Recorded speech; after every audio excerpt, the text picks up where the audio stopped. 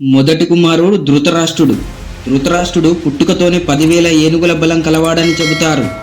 ఆయన కళ్ళు కనబడకపోయినా శుద్ధభేది విద్యలోనూ మల్లయుద్ధంలోనూ ఆరతేరినవాడు.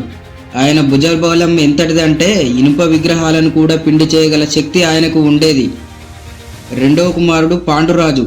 పాండురాజు విలువిద్యలో ద్రోణాచార్యుడు భీష్ముడి వద్ద శిక్షణ పొంది గొప్ప వీరుడిగా పేరు తెచ్చుకున్నాడు.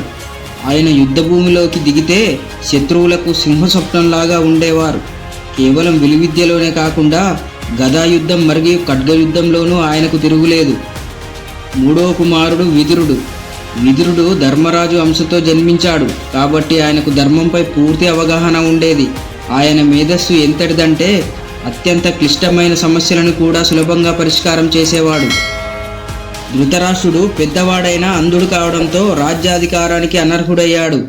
ఇది అతనిలో లోపల అసూయను పెంచింది.